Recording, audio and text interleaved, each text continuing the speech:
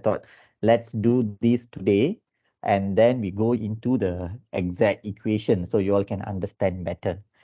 So initially, we planned to do oxygen cascade and alveolar ventilation gas equations and everything, but today we're going to concentrate more on what are the different units of pressure we use, pressure equivalents. This is important for everyone for your day-to-day practice, because even though pressure is the same, but it is measured in different units. So you need to know why there are different units for pressure and in which situation we use what kind of units, and what are the gas laws in respiratory system, and what we mean by atmospheric pressure and its relation to partial pressure, because be it is your ECG, be it is your oxygen tank and everything, we usually use partial pressure of gas, partial pressure of oxygen, partial pressure of carbon dioxide. So you need to know what does it really mean about by this partial pressure term. And then difference in partial pressure according to altitudes. How does altitudes actually affects your partial pressure, and how does this affect your gas exchange in the respiratory system? Following class, maybe I think most likely on Monday, I will continue on the next part of our respiratory system equation, mainly talking about how do we calculate alveolar ventilation and what is the difference between minute, and then saturated vapor pressure, FiO2, partial pressure of oxygen, PiO2, PaO2, and PaO2, which is arterial oxygen and alveolar oxygen, finally respiratory equation quotient. Okay. So initially, this is our core recipe, oxygen cascade. For us to understand all this, because you see, all these are including partial pressures.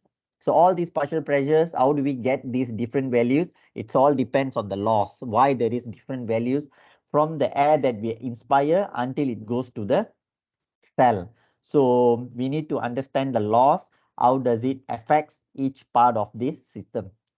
So finally, we will come to this oxygen cascade in our next class. So, and the core topic or the most important part of the equation we need to know is alveolar gas equation, in which atmospheric pressure we need to know. So how does it change in atmospheric pressure will change your alveolar oxygen. Fraction of inspired oxygen, what is the FiO2 inspired? Does it differs in different situations? Does it differ in different altitudes? You must know that as well. And partial pressure again. So what does it mean by partial pressure? How does it different solubility of gases, different volume of gases, different temperature of gases might affect partial pressure of each gases. So a simple recap, or just to know what is our composition of air that we breathe in room air. It's 78% nitrogen, around 20.9, which is 21% is oxygen. That's why we call it FiO2 at room air is 0.21 or 21%. Other gases 0.17%, with argon is more than 0.9, but carbon dioxide is only 0.03%. Very negligible amount, very small amount of carbon dioxide. So this is just a recap before we go into the depth of the topic. So again, we talked about pressure a lot last week. So what is pressure? Pressure is force exerted over a area. Okay, unit of area. Whatever the force that being exerted over an area, that will be counted as pressure. So there are different types of units pressure that we use. So what is atmospheric pressure, which is ATM? So ATM would be force exerted by the weight of air. So atmospheric air on the Earth's surface. So from our sky or cloud, all this pressure of air, the atmospheric air. So the pressure, the weight of this air in the atmospheric air, which is being exerted on the Earth's surface, that is your atmospheric pressure. So same goes to here. The force from this weight of the air on top of this area, which is the Earth's surface, that is atmospheric pressure. Why do we measure pressure in millimeter mercury? So that is the force exerted by the column of the mercury to raise the mercury by 1 millimeter I. Okay, to raise it 1 millimeter, the force exerted by the column of mercury is the millimeter mercury. Okay, and when do we use kilopascal? Kilopascal is force exerted by the 10 gram mass resting on a 1 centimeter square area. So this is mostly used in a wider area, or when the airflow is going through a wider area. from, especially like an example in a pipeline. In a pipeline, the gas is flowing, okay, whatever oxygen or anything is flowing through a considerable distance. So the force is being exerted over a wide range of area. So that's why we use kilopascal. Centimeter water. So if you look at your respiratory ventilator system and everything, we don't use millimeter mercury. You're going to set your IP, you're going to set your PEEP. All these are measured in centimeter water because it is a closed circuit, and in the closed circuit the airflow is needed. So how do we measure? Why do we use centimeter water? Because it is a force by airflow needed to raise column of water by 1 centimeter. So it's a very small value. If you're going to use millimeter mercury or kilopascal for that, the value numbers will be very small, sometimes in decimal. So that's why using centimeter water. The conversion will come to it in a while. Then we go to pounds per square inch, PSI. PSI stands for pound force over 1 square inch. So force exerted by 1 pound force applied to an area of 1 square inch. So when do we use PSI? So we use PSI in which pressure is counted by the weight of the mass, especially like in oxygen cylinder. How do we know the content of oxygen cylinder? By weighing the weight of that oxygen cylinder in pounds. So pounds per square inch. That's why the units that we use differs in different situation and settings. So what are the pressure equivalents? How do we correlate or interrelate all these things? So 1 atmospheric pressure, okay, equivalent to, if you took a Pascal, it's almost 1.01325 times 10 to power of Pascal. So, but we usually use kilopascal. So you all concentrate on your kilopascal. So 1 atmospheric pressure is equivalent to 101 kilopascal, equivalent to 760 millimeter mercury, equivalent to 760 torr. So millimeter mercury and torr is the same. Okay, the value is the same. So you can interuse it. Or 1 atmospheric pressure equivalent to 1 bar, also same. And millibar we not use it, but we use pounds per square inch. So 1 atmospheric pressure is equivalent to 14.7 psi, which is equivalent to 1000 centimeter water. If you look at it, the smallest value here is the 1000 centimeter water. That's why we use it in respiratory system, because the value, the pressure that been liberated or force that exerted by airflow in our respiratory ventilator system is very small. So if you're going to use kilopascal or millimeter mercury, the numbers will be in decimal, for very difficult for us to communicate or document everything. That's why they put it in centimeter water. So what are there are many of it. This is one MCQ which is famous in MCI. They do ask they just give a value, then ask you to calculate and find out in different unit. It comes under SI unit paper, SI unit component of the physics paper. So what we have to know is, you see the relation, 1 ATM is equivalent to 1 bar, equivalent to 101 kilopascal, equivalent to 760 millimeter mercury, equivalent to 1 ATM. So all these the most commonly used units for pressure, and also of course centimeter water and PSI for if you have a car, if you're going to pump air, usually it either be in PSI or kilopascal. So all this you must know. So ATM, kilopascal, 760 millimeter mercury, these are the most commonly used things that we must know in our respiratory system, as in airflow, when you calculate your ABG, when you calculate your PiO2 or alveolar gas equations and everything. So again, 1 ATM is equivalent to 1 bar, equivalent to 760 millimeter mercury, equivalent to 1 kilopascal, equivalent to 1000 centimeter water. So how do we convert? Kilopascal to millimeter mercury is 7.5. You have to times with 7.5. Millimeter mercury to kilopascal, you just reverse it, divide by 7.5. Centimeter water to millimeter mercury is 0.75. It will become smaller and smaller. So let's say you have 1 centimeter water. If you put a PEEP of 1 centimeter water, is only 0.7 millimeter mercury. If you put 2 centimeter water, it will become 1.5 millimeter mercury. So in a nutshell, again, 1 kilopascal is equivalent to 7.5 millimeter mercury, equivalent to 10.2 centimeter water. So what are the pressures at work? What are the different pressure unit that we use in our day-to-day settings? So ventilator, as I mentioned, centimeter water. In ventilator, there's The pressure that is measured or pressure we set during your ventilator setting is never in millimeter mercury. It's all in centimeter water. Your pressure, airway pressure. You like to look at your inspiratory pressure. This is all in centimeter water. Okay. And then look at the oxygen cylinder. Oxygen cylinder. This is your oxygen cylinder. It is in PSI because as I mentioned, you measure, you or calculate the content of oxygen in a cylinder by weighing the oxygen. That's why how they fill up your oxygen cylinder.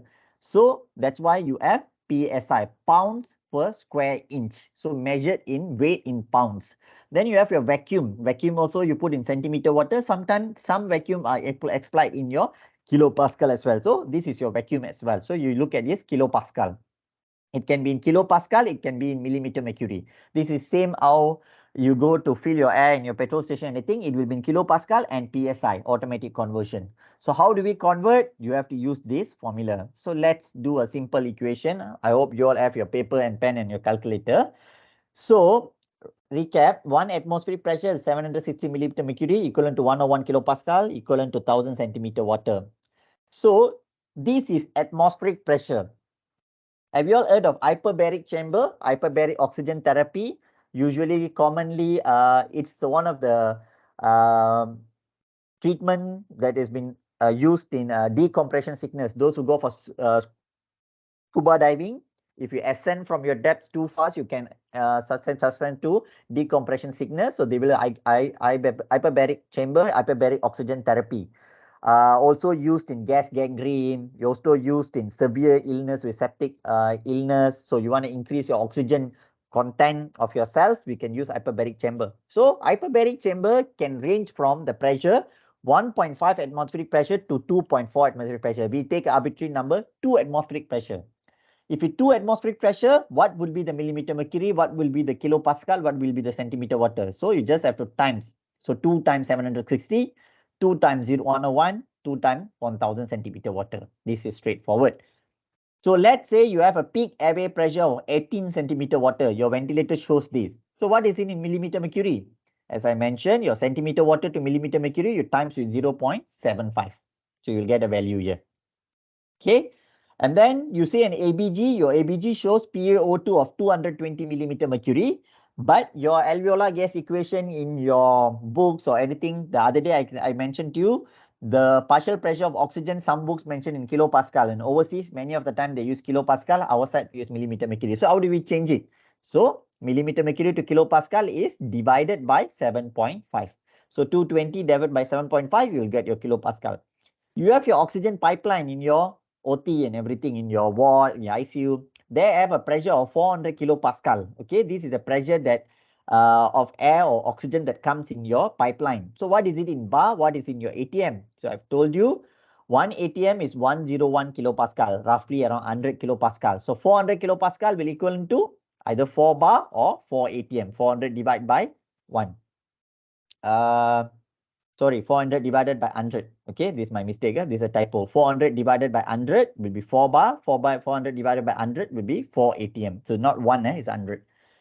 Next, oxygen cylinder. You have an oxygen cylinder which in the pressure gauge, it shows 2000 PSI. So what is the millimeter mercury? So for you to calculate on your own, I didn't give it here. You go and find out. Because this, what I want to try to tell you, 1 PSI is equivalent to 52 millimeter mercury. Okay. You all can go and calculate it later. So you will get what is the millimeter mercury. Okay, I didn't put it up here. So now we come to gas loss in respiratory system. So the most common and most of the fundamental law we need to know is the Fick's law of diffusion. So what does the Fick's law talk about? It talks about the area of the diffusion, the thickness the gas have to penetrate through for the diffusion, the solubility of the gas that is being dissolved, and then concentration or pressure gradient of the gas that being diffused through. Next, we have Henry's law. Henry's law talks about concentration of dissolved gas and partial pressure of gas. Then we have Dalton's law, which is very important in our alveolar gas equation or any gas equation because it talks about the partial pressure of gas. Next, we go to Boyle's law, talks about volume and partial pressure of gas. Charles' law, volume and temperature of gas. Gay-Lussac's law, temperature and partial pressure of gas. Then finally, Avogadro's law talks about volume and number of molecules of gas. So these 4, 5, 6, 7, sorry, Avogadro's law 7. These 4 laws, we will talk in detail in a separate class only for laws about this, because these 4 laws combined will come into combined gas law, where it equates pressure times volume over T. We will come to this square, this triangle. How do we interrelate? Okay, Boyle's law is pressure and volume. Charles' law is volume and temperature, and Gay-Lussac's law is pressure and temperature.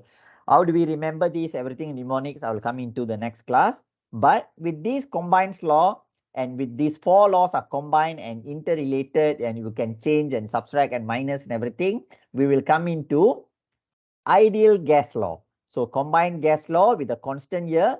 And if you include Avogadro's law into combined gas law is only talking about 4, 5, 6, and 6. Boyle's law, Charles' law, and Gay-Lussac's law. If you put in your Avogadro's law into combined law, you will get a ideal gas law, which talks about pressure, volume, number of molecule, then your constant and your temperature. PV equal to nRT. So this is not for today's topic. We will do it in a next class.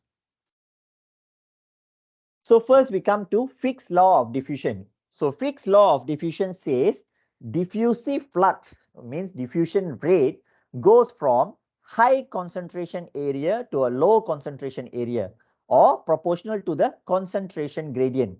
Okay, higher concentration will cause high partial pressure. We will come to another law. That is another law. That is Henry's law.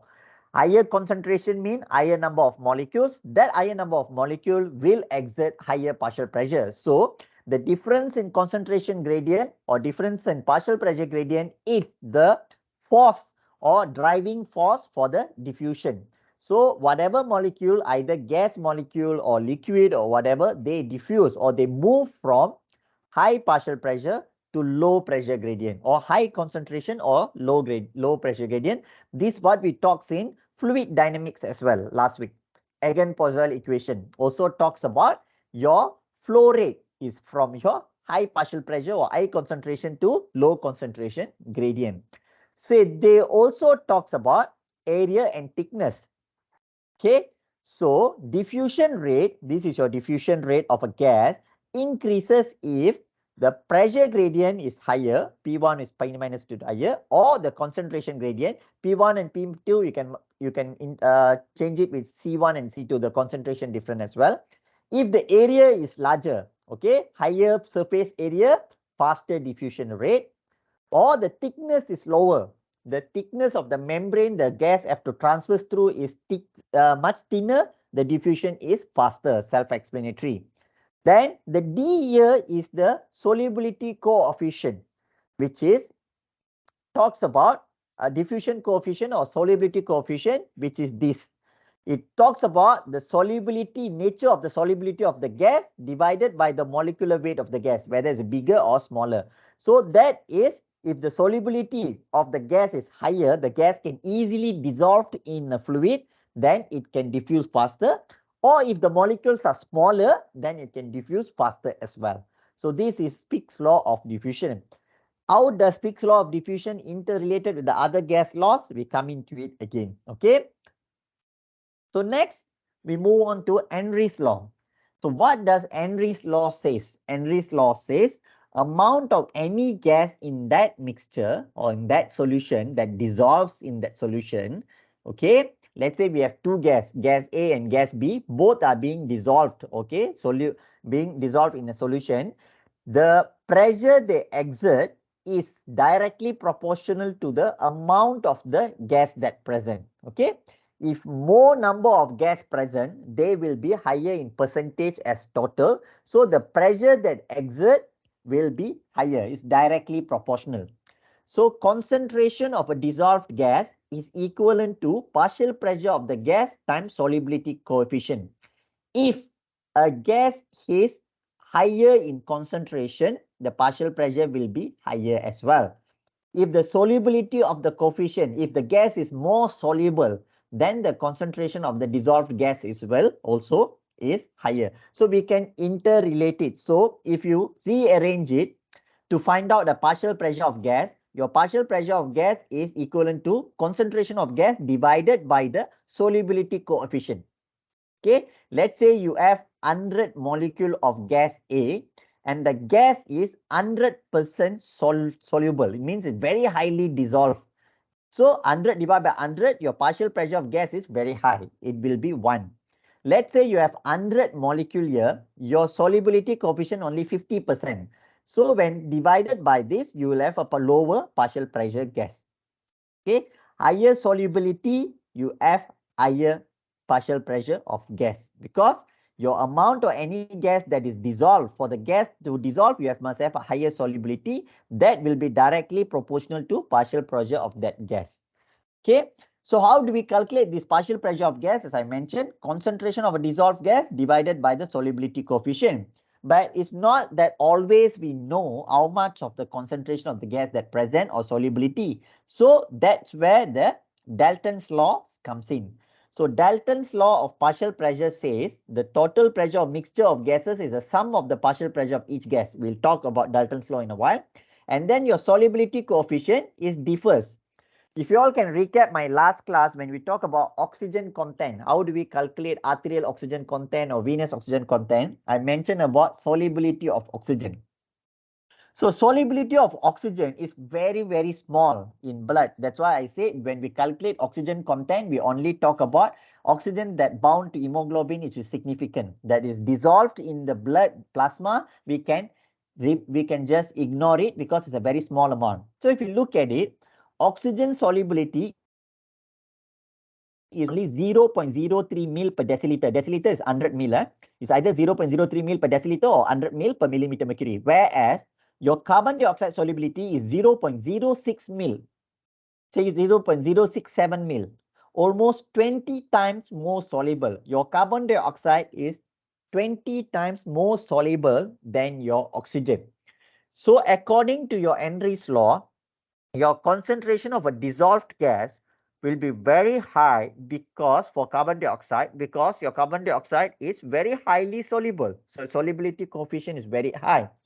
But the partial pressure of carbon dioxide is very low because I talked about it earlier. The composition of your room air, your carbon dioxide only contribute to 0.03%, whereas your oxygen contribute 21% of your room air. So don't get confused. I will put it all together, Henry's, Dalton and Fick's law together to explain how does all this correlate.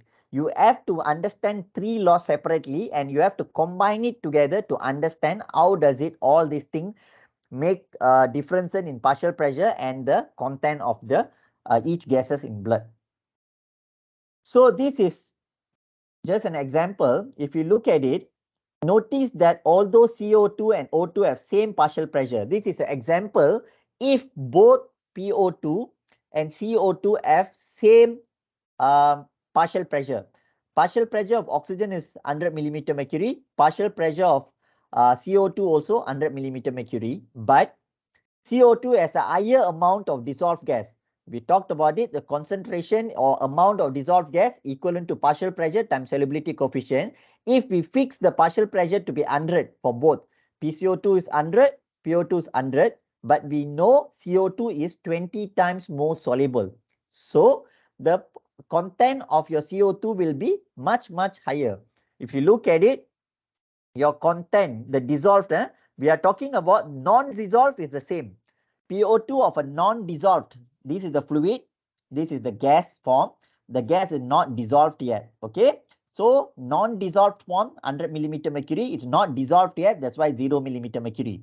But once it dissolved, because oxygen only have very low concentration of dissolved, which is 0.003 mil, you only get oxygen content in this blood, which is dissolved, is 0.15 millimole per liter.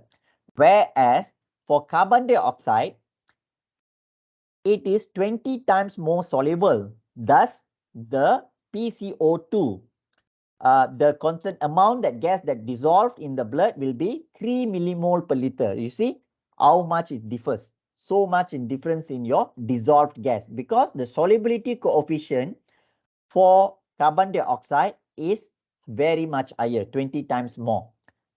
If we fix the partial pressure, it will be different. But in reality, the partial pressure of CO2 and O2 is much differs. We'll come into it later. So I've talked about it last week. This is just a recap. This is in our last slide. We talk about this partial pressure of oxygen times oxygen solubility. If it's in real life, it's very low solubility, 0.031 mil only per millimeter mercury. So if you have 100 millimeter mercury times 0.003, it's just 0.03 mil, 0.3 mil per 100 mil. So very small amount of oxygen that is dissolved in blood. Next, we come to Dalton's law. Dalton's law talks about total pressure of a mixture of gases is the sum of the partial pressure of each gas. So example, in this, we have three different gases, 1, 2 and 3. So what is the total pressure in that container? It's equivalent to all these gases partial pressure, individual partial pressure of gases are summed up together will be your partial pressure. So what is the partial pressure of P1? P1 will be total pressure minus partial pressure of P2 and P3. So it goes to P2 and P3. That's how we calculate. If we know the total pressure of one container and we know one or two of the other partial pressure of gases, we can calculate the other pressure of gases. So how do we calculate each partial pressure of gases? We have to relate atmospheric pressure and partial pressure. We talked about atmospheric pressure. Atmospheric pressure is the force of the atmospheric air that being exerted on the Earth's surface. So the higher the distance from your sky to your surface, it will be higher pressure. That's why the pressure in your sea level at our Earth while we're standing is higher. And as you go higher and higher altitude, mountains and everything, the distance, the force that being exerted by the atmospheric pressure to the Earth's surface is much lesser and lesser. That's why the pressure in high altitude is lower. You see, the higher the distance, 760 millimeter at sea level, because we measure in millimeter mercury, right? If we measure in millimeter mercury, 760 millimeter, it's the distance that needed to the mercury have to elevate your mercury 1 millimeter high. How we calculate? So it's if the distance is higher, the pressure will be higher. If the distance is shorter from your sky or from atmosphere to your Earth surface, it will be much lower pressure. So look at it. The particles, look at this. This is a human being standing here at a lower altitude. Look at all the atoms pressing down on the guy at the bottom of the mountain. Okay, all these are force being exerted on the person at the bottom of the mountain. That's why the pressure is higher, because pressure is force over area. All this so much of atom causing so much of pressure on the same unit area. That's why pressure is higher. Whereas at the higher, at the top of the mountain, all these molecules are much less denser. They are dispersed because there is less force. So there is less force from these atoms towards the same force area, towards the same surface area. Thus, the pressure will be lower. So at sea level is 760 millimeter mercury. If you look at your Mount Everest at 8.85 kilometer, it is only 250. The atmospheric pressure is only 250 millimeter mercury. So that will changes your PO2. We'll come to the PO2. Just don't focus on the PO2. I just want you to focus on the atmospheric pressure. So atmospheric pressure is reduced, decline as the altitude goes up higher and higher. So next we come to what is partial pressure. We talked about Dalton's law of partial pressure, where the partial pressure total is equal summation of the individual gases partial pressure. So how do we calculate the individual partial pressure? We come to this equation, which is partial pressure of a gas in a mixture can be found by multiplying the mole fraction of a gas, the percentage amount of a gas times the total pressure of a mixture. If we know a container contains a container has a total pressure of this millimeter mercury, and then we know that inside the container this amount of gas is present, the molecule, that is was the Avogadro's law earlier.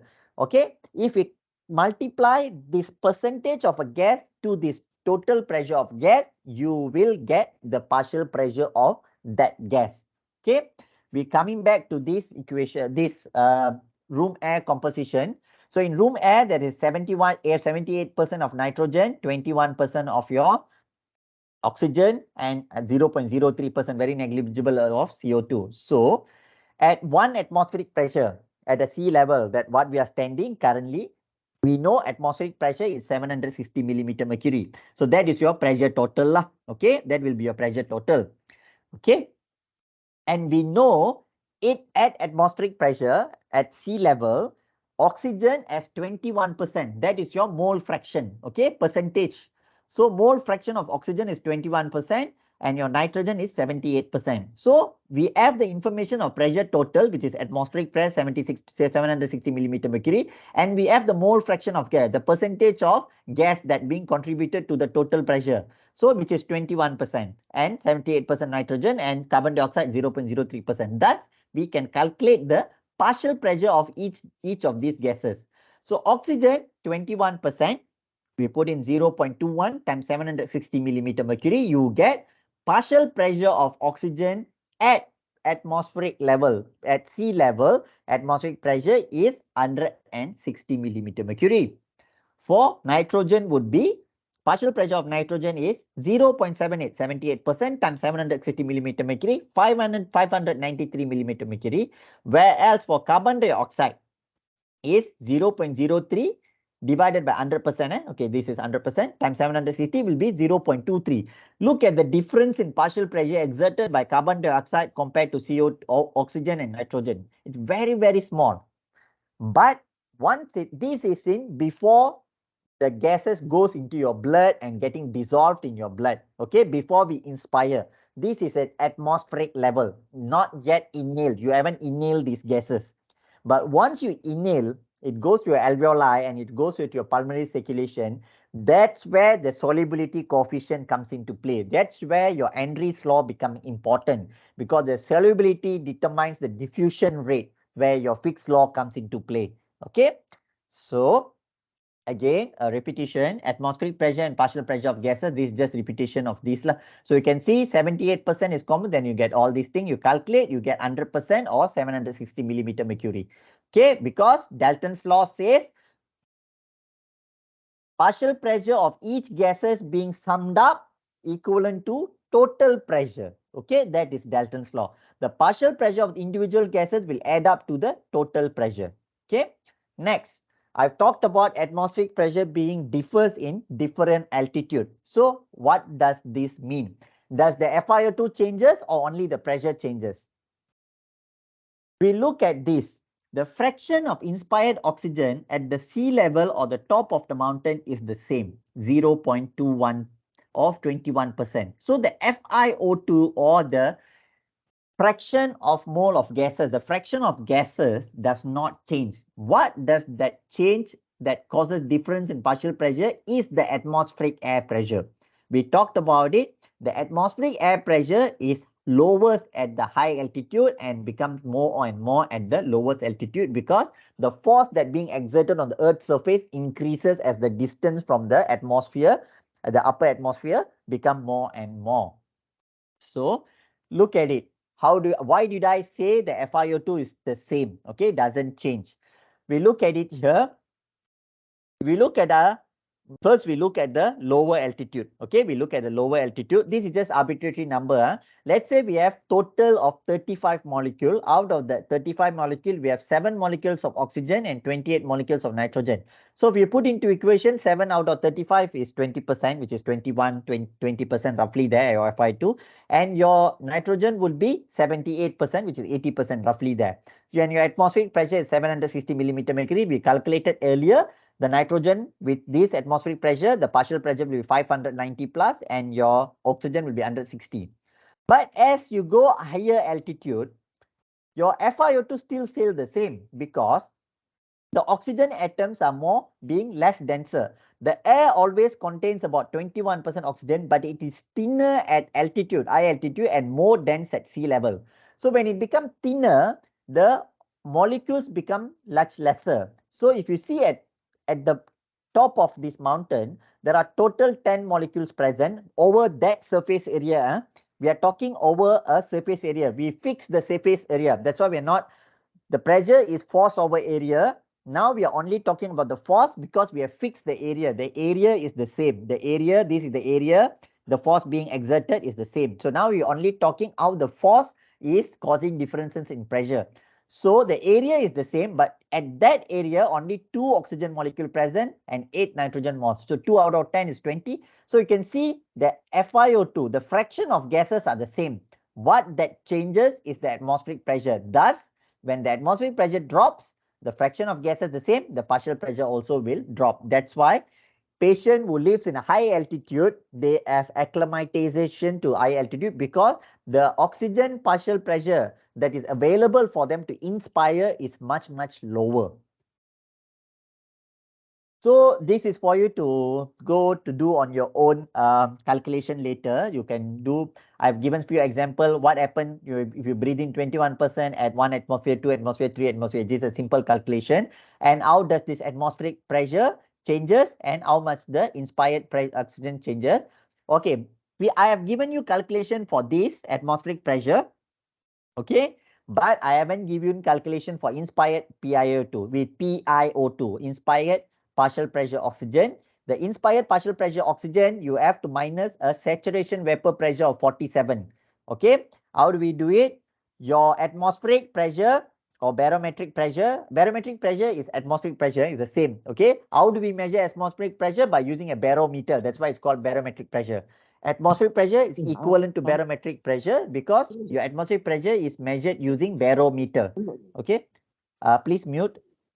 So barometer. So how do we calculate inspired PiO2? Because when we breathe in our air that we breathe in being humidified. Okay, so humidified means there is adding of water vapor. So you have to minus the saturated water vapor pressure, SVP we call it. Okay, saturated vapor pressure, which is 47 millimeter mercury.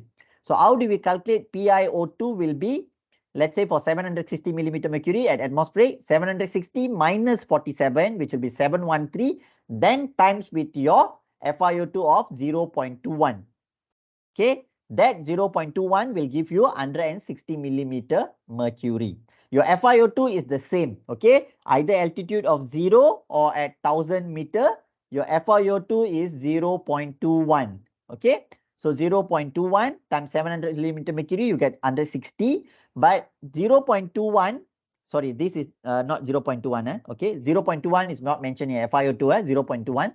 0.21 times 760 minus 47. As I mentioned, you have to minus, come to this. Don't worry about inspired PiO2. In my next class, we're going to talk about inspired partial pressure of oxygen, alveolar partial pressure of oxygen, and further on and on. This is just for you to sink into your mind for now. So we come to a summary of all these three. How do we equate or put into Fick law, Henry's law, and Dalton's law, incorporate it together when we calculate or we find out this partial pressure or concentration of these gases?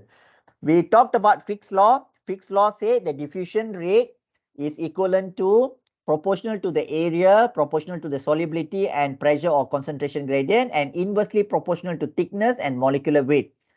Whereas Henry's law says concentration of dissolved gas is directly proportional to the partial pressure and solubility coefficient.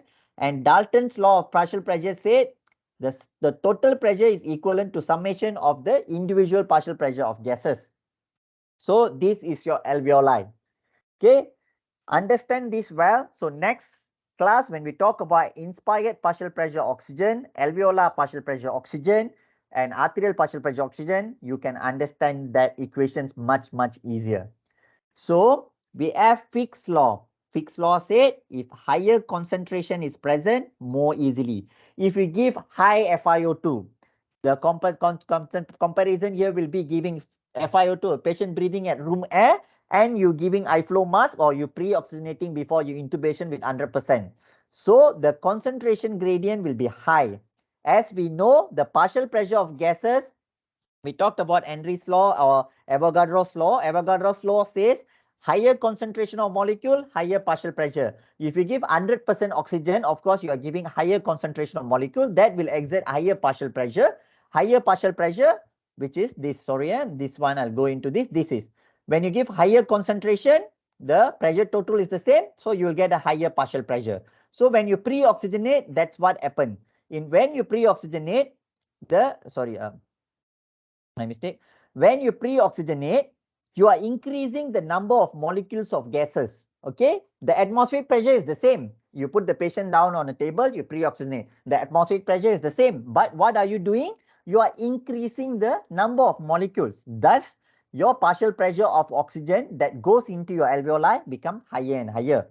Okay, next, the area, if the area that being the diffusion occur, larger the surface area, larger. So if your alveoli is collapsed or alveoli is expanded, that is why we want to make your alveoli don't want to collapse. If your alveoli is collapsed, then your surface area comes low and your diffusion, gas exchange diffusion become lower. That's the idea of applying PEEP. We don't want the alveoli to collapse. We want the alveoli to always to be open. Thus, it increases the surface area for the diffusion of the gases. Thickness. Thickness is inversely proportional to your thickness. If your alveoli is thickened, as in alveolar fibrosis, patient where ARDS or patient have pulmonary edema, there is a increased distance for the gas to diffuse through from your alveolar side to the pulmonary capillary side. Thus, your diffusion rate comes down. Next, we talk about solubility diffusion. Solubility, we know carbon dioxide versus oxygen. Carbon dioxide is 20 times more soluble than your oxygen. So, the carbon dioxide can easily dissolve into your pulmonary blood compared to your oxygen. So, diffusion rate for carbon dioxide will be faster if you're only talking about solubility. Next, we talk about pressure gradient and concentration gradient, where I talked about the molecule comparing we are giving 100% oxygen or 21% oxygen. If you are giving 100% oxygen, higher molecule will higher pressure, because total pressure times your concentration of molecule give you a partial pressure.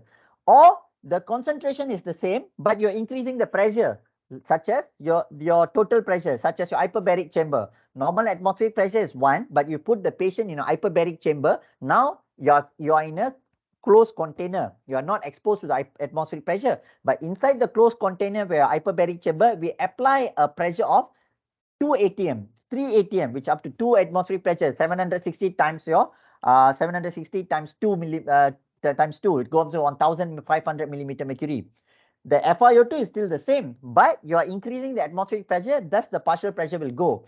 In hyperbaric oxygen therapy, what they do, they increases the total pressure, they increases the FiO2 also. They give 100% oxygen, it add a higher pressure, thus your individual partial pressure of gas will increase very significantly. Okay, so I hope you all can interrelate all these two. The Henry's law talks about your solubility of your gases. Dalton's law talks about your partial pressure of individual gases to your into your total pressure, and your Fick's law incorporate all these into this. So in different situation, in different pathology of your alveoli, this is what happened. I've given a simple example where alveoli is collapsed versus alveoli is open or distended by use of PEEP. You have a patient with alveolar fibrosis, whereas a normal parenchyma. So the distance or thickness of your alveolar membrane will differ. Or you're giving of 21% oxygen, your 100% oxygen at atmospheric pressure, where you're increasing the concentration of oxygen molecule. Or you are putting the patient in hyperbaric chamber where you're increasing the atmospheric pressure, or patient from walking up from the bottom of the mountain to the top of the mountain where the FiO2 is the same, but the atmospheric pressure become lesser and lesser. And also talks about solubility coefficient, where we talked about the solubility coefficient of your carbon dioxide and also oxygen. If you understand these three laws well and how do they incorporate to each other, we're going to talk about alveolar gas equation next week. We're going to talk about alveolar ventilation equation next week. We're going to talk about dead space. All these comes into that equation, and you can understand it much easier. So just to recap the previous class, the first class on oxygen content, I've talked about this. I told you the oxygen that bound to your hemoglobin is very important because it contributes 97 mil oxygen. Okay. Whereas your dissolved oxygen only contribute 0.3 mils, very, very little, okay? 0.3 mil divided by total 20 mil, the total is 20 mil, is only 1.5%, very little. But what if the patient is being put on in a hyperbaric chamber at 2 atmospheric pressure? Okay, 2 atmospheric pressure.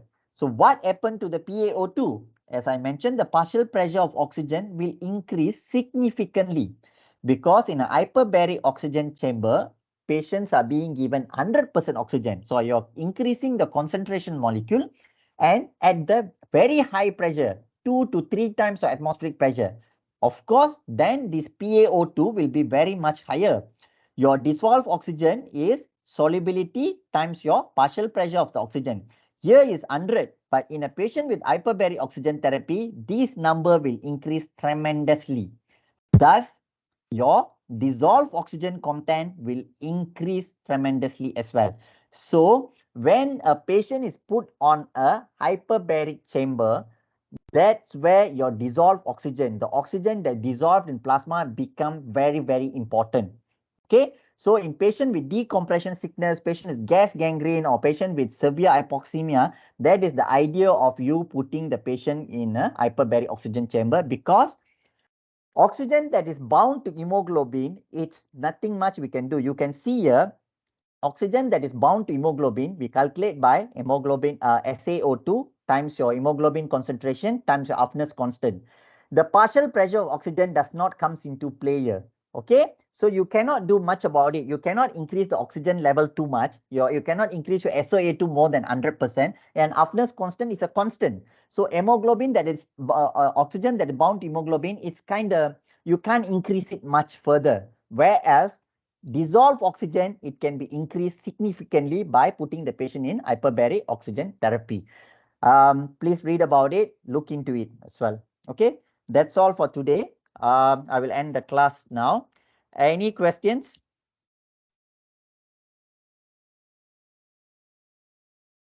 I hope Dr. you all, Ismail, yeah, yeah, regarding Henry's law, so okay. basically it states that the higher the partial pressure of oxygen, the higher the partial pressure of gas at a certain apa nama ni level, then the dissolve the apa the gas, the higher the partial pressure of the gas, then more molecule of it will be dissolved kan Yes, in true. the liquid. Okay, so will the partial pressure of the dissolved gas in the liquid be equivalent to the partial pressure yang dekat the gas punya state?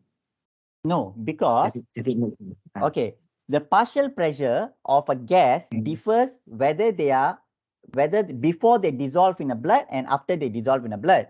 Before they mm, dissolve in a blood, this Henry's law doesn't comes into play, because Henry's law only talks about the partial pressure of gas after they dissolve in the solution.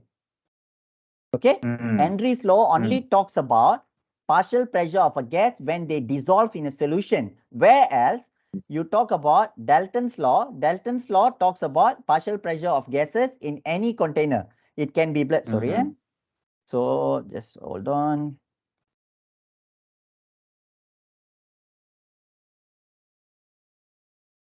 So when you talk about Dalton's law does not mention any words pollution here. Okay, the mm, total pressure of mixture of gases is sum of the partial pressure of gas. It can be our room air. There is no blood, there is mm, no water, right? When we are breathing room air, mm, but we have atmospheric pressure, which is the total pressure.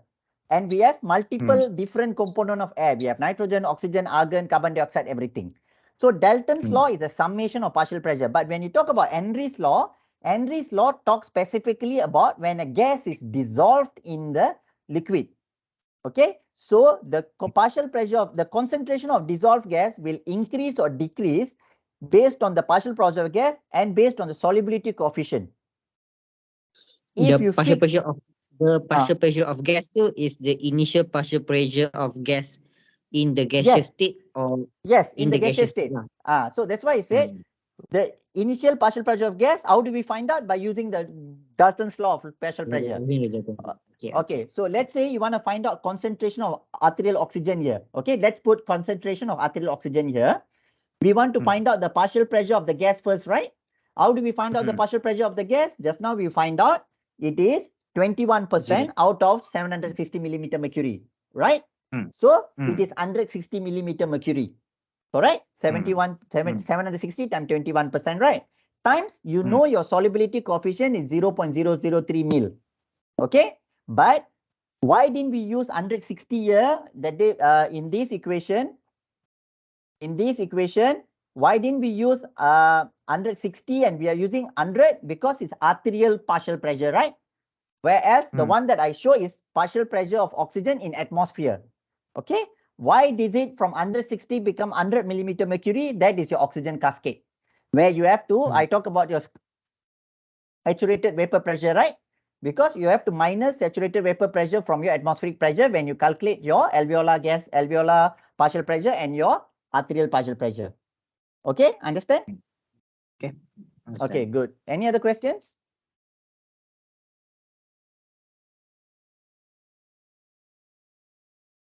I hope this part is very clear, the last one, this part, because this is what we do in our day-to-day practice. You got an ABG, you got a PaO2 is low. You don't know whether is it because of hypoxemia, is it because of diffusion problem, is it because of hypoventilation, is it because of your VQ mismatch? All that comes into play when we talk about your alveolar gas equation in next class. Okay, you want to calculate your AA gradient, you need to know your alveolar gas equation. So you need to know what are the factors that will affect the alveolar gas equation is these laws. Okay, with that, I end my class today. Thank you so much and good night to everyone.